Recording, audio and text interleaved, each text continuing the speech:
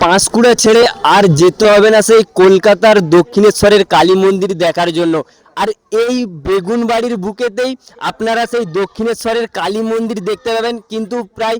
আর এইখানে মায়ের মানে প্রস্তুতির কাজ চলছে এই মুহূর্তে।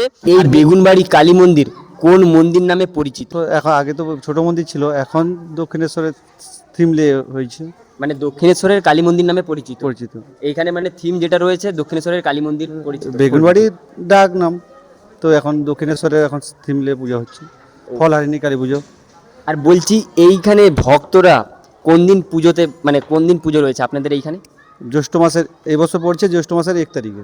জ্যৈষ্ঠ মাসের 1 তারিখ। 1 তারিখে আর এইখানের মেলা কতদিন চলবে? এখানে ঠাকুর থাকবে তোমার 26 দিন ঠাকুর থাকবে। এই বেগুনবাড়ির বুকেতে আপনি কত বছর মানে কালী ঠাকুর করছেন? এটা আমার বাবা তো মোটামুটি 50-60 বছর করেছে, তারপর দাদা 10 বছর 15 বছর করেছে, তারপরে আমি আপাতত 4 বছর করছি। 4 বছর ধরে এখানে 4 বছর আমি করছি, আমাদের বংশ পরম্পরায় আমরাই করছি, মানে আপনাদেরই বংশেরই প্রথম থেকে থেকেই করছি।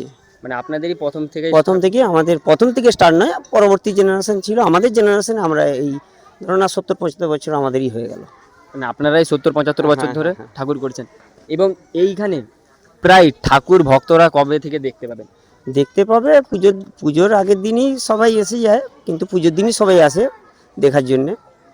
ঠাকুর তো সেই অক্ষয় তৃতীয়া থেকে আরম্ভ হয়ে যায়, এখন আপাতত ঠাকুরের কাজ চলছে।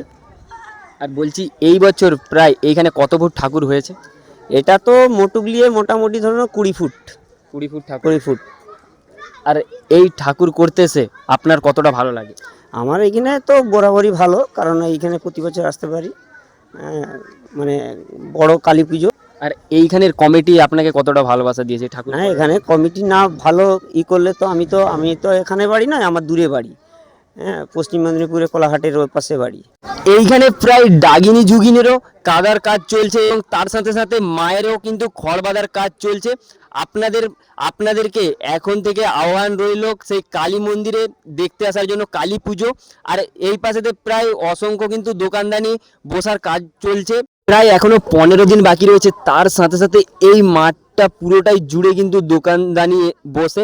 আর দেখতে পাচ্ছেন এখন এই মুহূর্তে 15 দিন বাকি রয়েছে, তার সাথে সাথেই দোকানদানি প্রায় অনেক দোকানদানি চলে এসেছে এই মানে এইখানে মেলাতে দোকান দেওয়ার জন্য।